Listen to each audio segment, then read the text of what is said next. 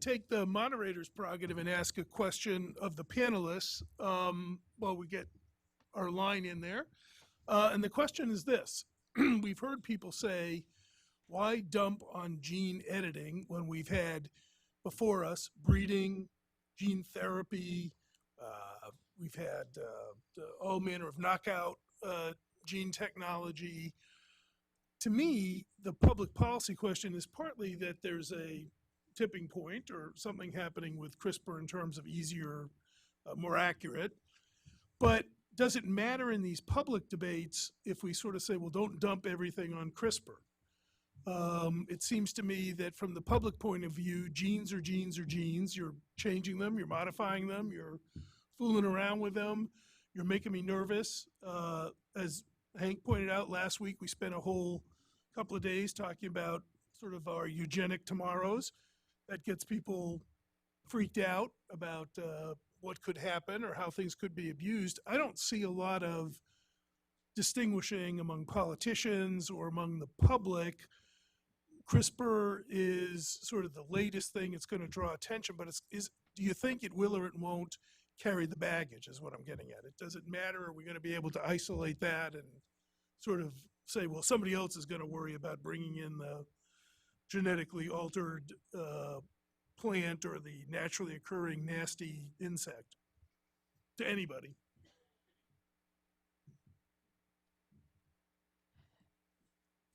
I think that the editing question, I'm not sure if the public's going to distinguish. Allison, I'm sorry, I don't know.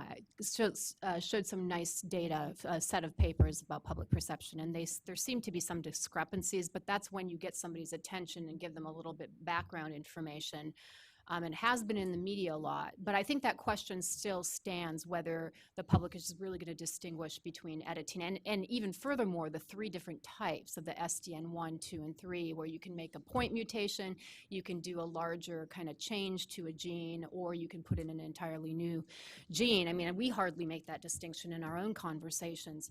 But I do think gene editing as a precursor to the ability to more quickly and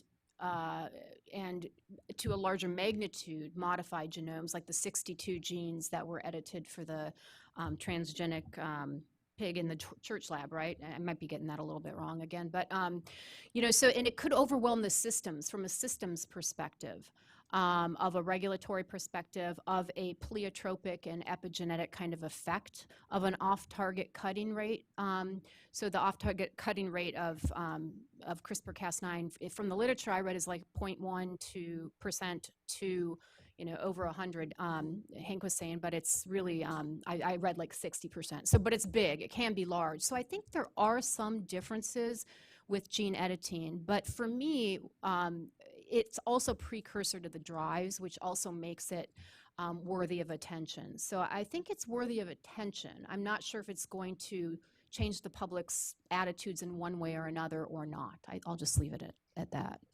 I guess I think it raises the urgency enough that there may actually be action, and that's what makes it important. I don't see it as inherently different from old-fashioned breeding, which among other things produced bulldogs that had serious respiratory problems and all sorts of things that animal welfare should be concerned about.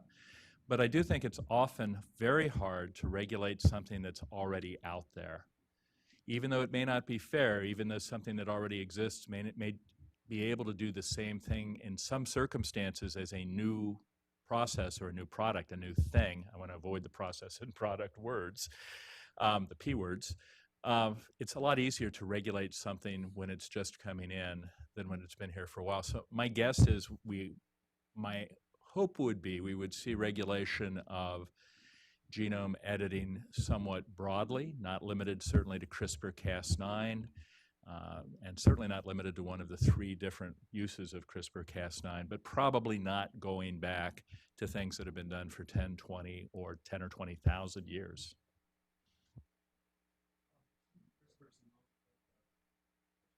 Oh, sorry. To me, CRISPR is the moment at which the medium became the message in biotechnology. And I mentioned this a little bit before.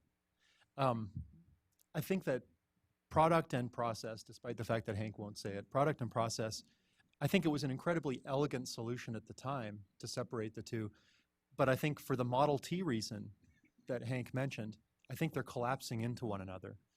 And I think that the cycle of products is so short now because the process is so powerful and will continue to get even more powerful that we may have to simply consider the whole thing as one unit now. I don't know if that, okay. Thank you. So let's start over there. Remember, tell us who you are. Well, Scott Farncrew, Recombinetics, although the question goes a little bit askew of my business model, I think we should be cognizant of hubris, and probably not in the way that we traditionally are considering hubris in this discussion. And that is, first of all, assuming that we can do something or make something that nature hasn't already done. That we can, in some way, out-innovate nature. We're relying on all the tools of nature. We're relying on genes that exist in nature. We're relying on certainly, yes, innovations in our ability to think and put things together. But by gosh, every time we think we have it, it's already happened before. And so hubris on that front, that we somehow represent special risk, frankly, we don't, because we can just go away if it doesn't work out for us. The other is hubris that I think that the ship's already sailed, guys. This is information technology, and it's being done in such a fast manner now that, yes, as responsible businessmen and academicians, we're going to recognize the appropriate way to do things, but it is the two guys in the garage. It's beyond the two guys in the garage. The ship has sailed. The metaphor already exists, and it's digital technology. Gosh, let's take back the internet because it can be used for malpurposes. And instead of trying to wrangle it, if we can recognize that in fact the parallels are striking. They're striking. When you can both read and write the genome, you have a biological computer. And the horse is out of the barn. And so now we should be thinking about how we manage this in the same way as we do digital information and digital technologies. So to the panel, do you think that the garage is so full that can't do anything at this point in time? Too much democratization already? Maybe, but I think we should think about it and see if there are, I mean, I think the idea of there is regulatory hubris and control hubris.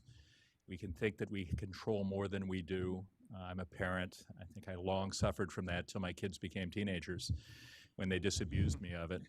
But we should at least see if there are realistic ways that we can keep all of the centaurs from getting out of the barn and see what we can do. The other thing I'd say on your first point, yes, nature does a lot of things. Nature also provided aluminum, titanium, hydrocarbons. Nature didn't make Boeing 737s. So I think engineering really is the word here. We're moving into a world where we can bioengineer individual life forms and ultimately change the biosphere. We've been changing the biosphere in the last 20,000 years. Everything is affected by 400 parts per million carbon dioxide, which we have done. And yet this gives us a chance, or the risk, of accelerating, particularly with gene drive, in really turning the Earth into either a good garden or a bad garden or a mixed garden, but something that is clearly our responsibility and our fault. And I think that is a difference, that it's not hubris to be worried about. And I guess I would say that if nature's already made it, how can you patent it? And then the second, so I think you got to be careful about that. Although I do agree that there's some things towards, editing that would be more likely to find in nature. So in reading, one of the interesting things is reading through the Medfly and the pink bollworm risk assessment. They talked about horizontal gene transfer. and they gave it a very low probability of 1 in a billionth chance, which is low but then if you see this, and so here in a risk assessment for putting a genetically engineered organism out there, you're saying it's really low and it can barely ever happen. But then you get this paper that comes out that says, hey, we've got a predator-prey relationship. It was in the context of predator-prey relationship where it happened, and oh, that means everything's engineered. So can you have it both ways, where you're saying it's extremely low probability, but it happens all the time? So you have, and I know you can, but I mean, so I think we have to be careful there on the making that argument about the natural thing. We need to be consistent. We need to be clear, especially when we're communicating and having conversations with risk assessors or the public or people who are concerned about some of the impacts. I'm not incredibly concerned about the impacts. Honestly, I own glowfish. Where's Alan? I own glowfish. Yes, yeah. And so and I flush them down the toilet when they die. So, okay, I won't do that. Am I violating a law? Yes. Oh, geez. Okay, I'm on record for violating You a must law. bury them. I've been Okay, through this so already. sorry, FDA. But anyway, so, you know, I'm not anti-technology, but I think we have to be consistent in recognizing uncertainty, and low probability, potentially high consequence events is kind of like a fault tree in a nuclear accident. I mean, I don't want to equate it with nuclear from a severity standpoint, but it could be in some cases, and I think we have to be a little bit careful about that. So let me jump over here and please identify yourself. I guess Andrew wanted to make. Oh, did you have a comment? Yeah. What I would say is I don't disagree that the Centaur's out of the garage, but I think the Centaur recognizes its name, and if you call it, it will turn back and may cooperate. And I think there's a tremendous reservoir of goodwill in the communities that, I mean, obviously that do things in a formal way in institutions, but also among the garage folks and the democratized folks. The vast majority of these people, they want good governance regimes as well. They may not want heavy-handed regulation in every corner, but I don't think they want disasters because I think they like what they're doing. They'd like to continue what they're doing. They believe in the benefits. So I don't think it's as simple as the metaphor of the horse running away. The horse may leave the garage, but it still may allow you to ride it. So as we head over this way, I'm taking another recommendation that Hank skipped, which was NAS calls for elimination of garages and barns. My name is Evan Bromfield. I'm with Center for Food Safety. So I actually have one really quick question and then another more detailed one. Well, first I should say I'm not going to tell another story about rings, and I'm not actually getting married. But my quick question is for Jennifer Kuzma. And during your presentation, you mentioned an Australian fault tree or some such thing. Could you just maybe mention where I could get that? Yeah, I should clarify. That was for Wolbachia and using the engineered Wolbachia to drive down malaria. Or was it dengue? Shoot, malaria, of course. Okay, so in Australia, I get mixed up on details as well. I'm a big picture person. So anyway, but it was a fault tree analysis, and they had a really nice, they had worse economic harm would come. They did a 5-stage deliberative model with it was an expert group with a few stakeholders, a subject matter expert group, I should say. And so they went back and forth to develop this large kind of fault tree analysis on whether or not the release of these, you could call them engineered mosquitoes, population suppression, not a gene drive, which is a distinction here. That's complicated, but is a distinction. So it wasn't exactly on a gene drive, but it was to drive down the population.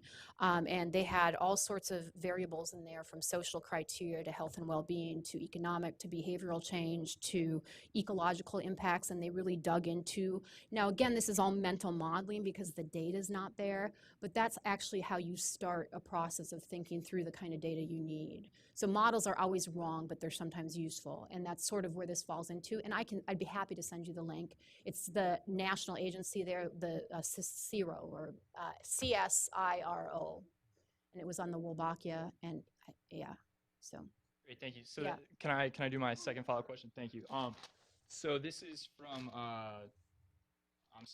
Andrew Torrance's presentation, and you had a line in there where you said CRISPR may accelerate the creation of new GMOs so much that agencies become overwhelmed. And you mentioned a bunch of suggestions, but I didn't really hear you touch on the possibility of agencies increasing staff or funding to do the necessary regulations, right? I knew everybody was going to laugh at that. So I don't want to hear... From your lips to Congress's ears. right? So I don't want to really hear that it's not practical, because there's, I think, value in discussing it beyond that initial limitation. So I'm just curious as why hasn't there been discussion about the burden of regulation being on the companies themselves, the ones that are doing this innovation? And again, I'm not suggesting that companies provide more analysis of their own products, because I think that speaks to a conflict of interest issue that we've discussed already. But Well, I'll that's start for it the off, whole and I'm panel. sure other people have comments. Obviously, another By the recommend. way, other people may have comments, but they're not going to make them because I want to get through this line. Okay.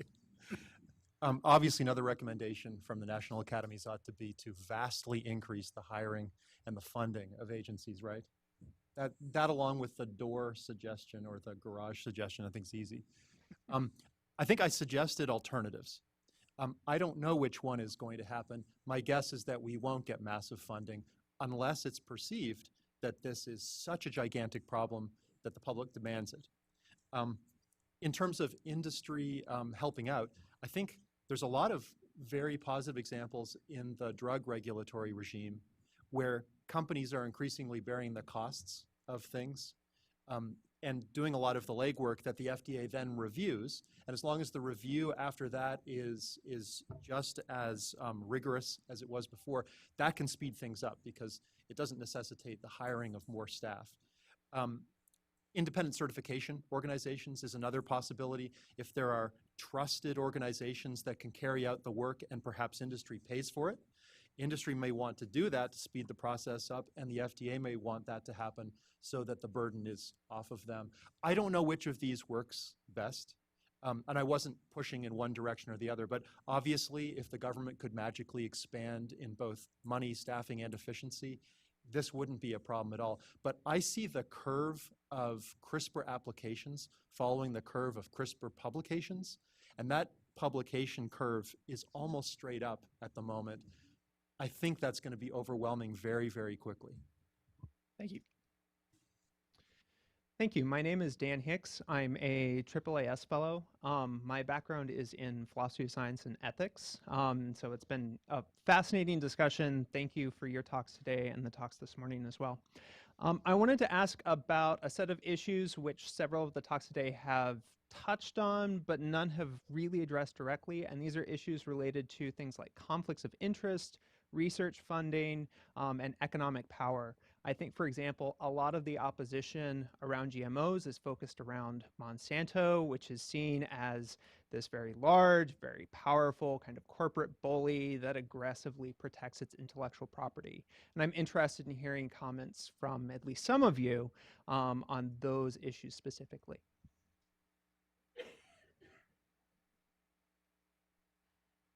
I'm sorry I didn't talk about that more because I think it's probably one of the most important issues in whose values are heard. And I was on one slide about, whose values do we consider, and what right now I would say we have a relatively closed system of values that we consider in a decision-making context, but then you have a range of other values that are contesting that.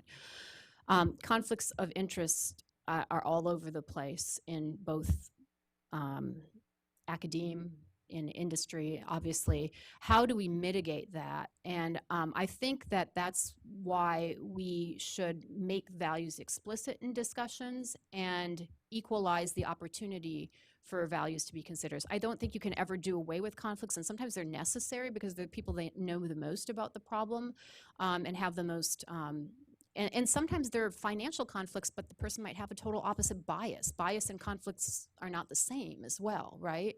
Or you may have no conflicts of interest, but an incredible bias.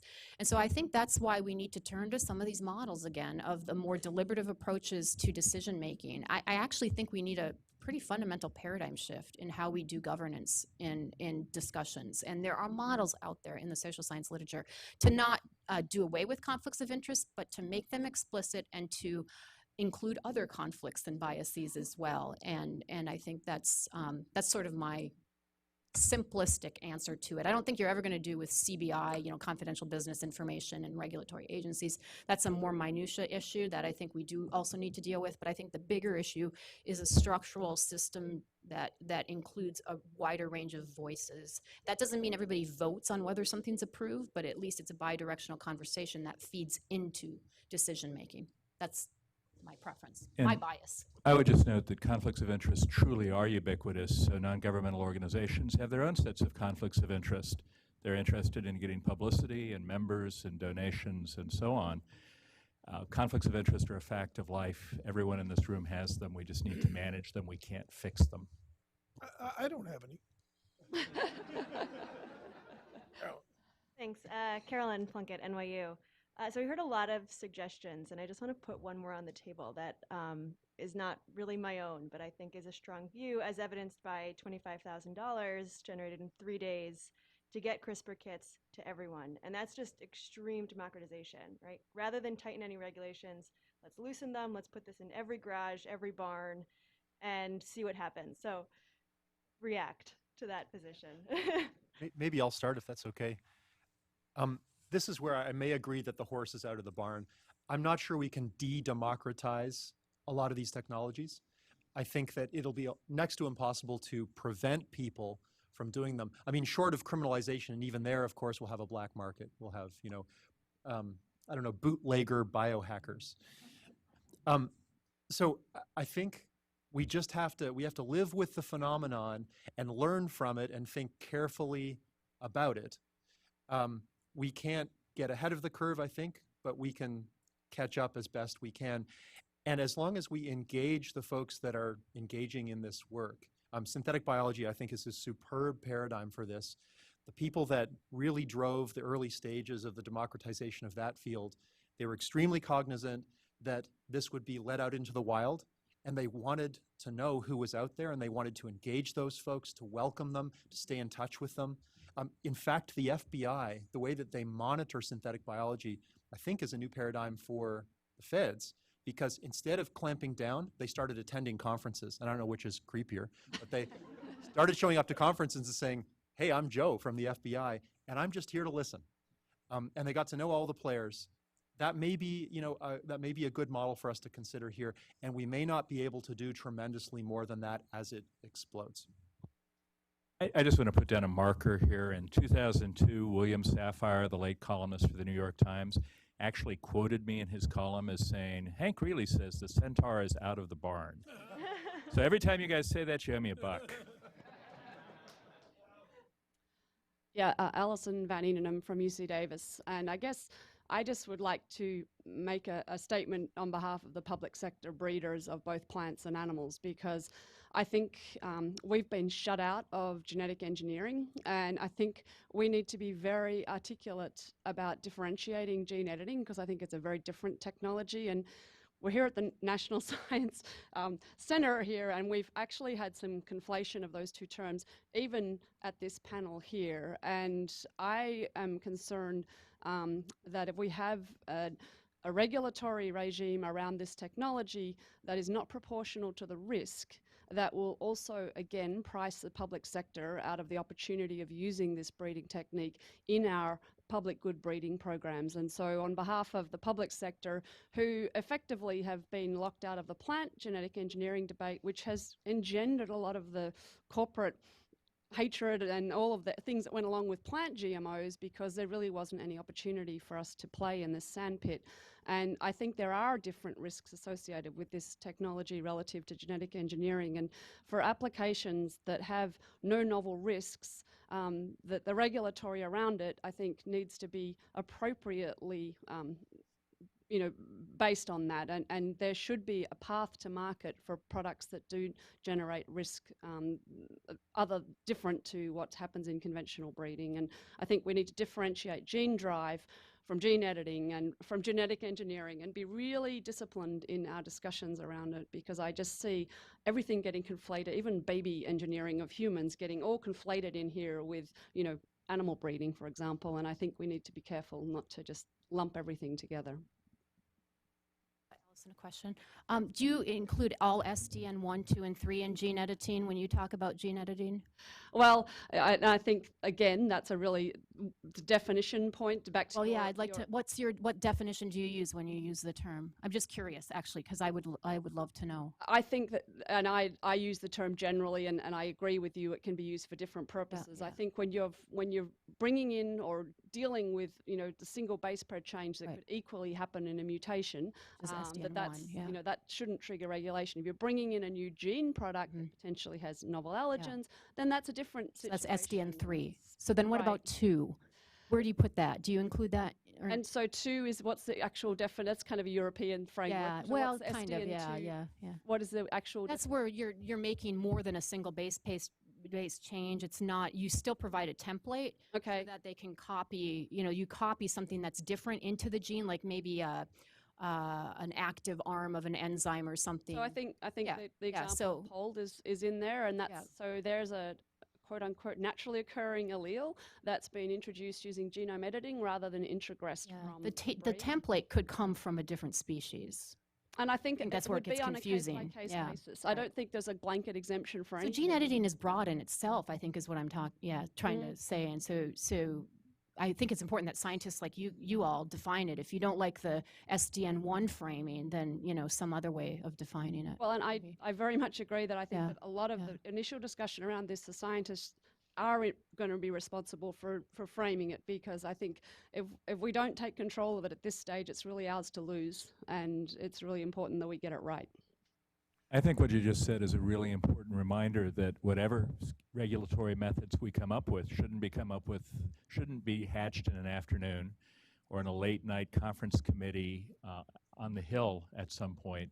It's going to take careful thought about what technologies should be in and out, what applications should be in and out, what words we're going to use. We may need to come up with new words to be carefully defined. Just on a somewhat humorous note, one thing from last week's big human conference, it was funny to watch all the folks from companies doing gene therapy saying over and over again, germline, that's not us. Germline, bad. Us, non-germline. Us, good. Over and over again. So this thing about wanting to be defined in or out of the area of concern is not unique to non-humans. And I'm going to say, if you really want to take that seriously, whatever the academies do, you're going to have to watch the media like a hawk and intervene, and you're going to have to do more preparatory work with them, because they're going to do what they're going to do. I'm going to quote you. Yeah, well, good luck. And we're all doomed. Alan Blake, Yorktown Technologies. This is sort of to follow on Allison's question. I'm wondering how you all think, and I appreciate the great presentations, how do you perceive this idea of balancing case-by-case, risk-based, science-based analysis against the potential, particularly some of the frameworks that were discussed, the potential for what could be perceived as very heavy-handed regulation, which could stop the progress of the technology, particularly in light of the opportunities to reduce and eliminate massive human and animal suffering. I'm just curious of your perspective on that.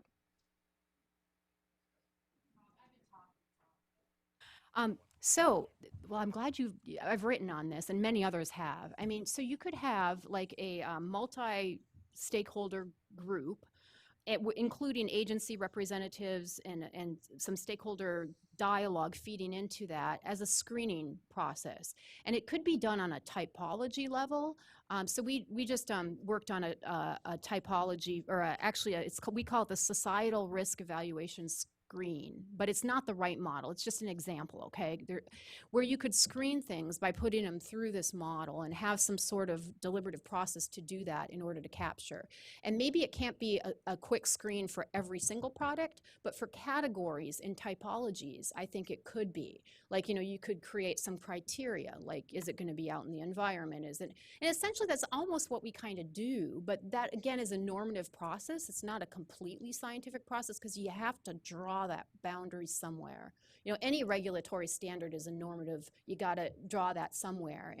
And so I think your question is excellent. All I would say is I'd be happy to send you some models in the literature. There's also anticipatory governance models that Dave Gustin and others have developed, real-time technology assessment models. But I think a tiered screening approach with a kind of coordinated, again, not the public voting on whether it's in or out, but having input into that process through representatives might be a good, and this analytical deliberative kind of back and forth that the Academy has recommended. There are ways we could do it. It would take resources, but it's going to be a heck of a lot, in my opinion, although I haven't done a cost-benefit analysis, of Supreme Court cases that go through on GM crops. I think it's going to cost the industry and the government less money in the long run to have a process like that. I'd like to see an economist do a cost-benefit analysis on that kind of model or some model like that. Let me go to Hank, and then we'll go to the last question. Yeah, so I don't disagree with what Jennifer said, but I do think ultimately, let's say I'm a country, and we'll call me Europe, and I decide very irrationally that GMO food is something I don't want. If I'm a citizen there, I argue against it, I lobby against it, I try to promote the repeal and the change of public opinion on that. But in the long run, if people democratically decide to do something dumb, that's part of what democracy is about. And we can't expect to win all arguments on purely rational grounds in a democratic world. That's a reality we need to live with. Last question over here, and I'm going to let Andrew have the first answer to it. There are too many things I want to say. And tell us who you are. I do. My name is Margaret Mellon, and I'm a science policy consultant. And I've worked on this issue for a long time from the public interest point of view. I can't help but say that it is illusory to think that the public can keep all of these various kinds of genetic manipulation separate when this group cannot. And that is something we're all going to have to face. But against that background, it's certainly, people need to think of the effect of hearing a bunch of scientists say the cat is out of the bag or whatever is out of the barn, it's inescapable, it's big, anybody can do it, a lot of things could go wrong, we can't regulate it, and we don't really know what to do from here on out. I mean, not only does it and you see a problem bode ill for a narrow set of activities, but it doesn't bode well for the whole biomedical scientific enterprise. And so people do need to be careful about the impact of language. The second thing I want to do is follow up on what Allison said. Let me suggest on the second thing, the last thing. Okay, the last thing.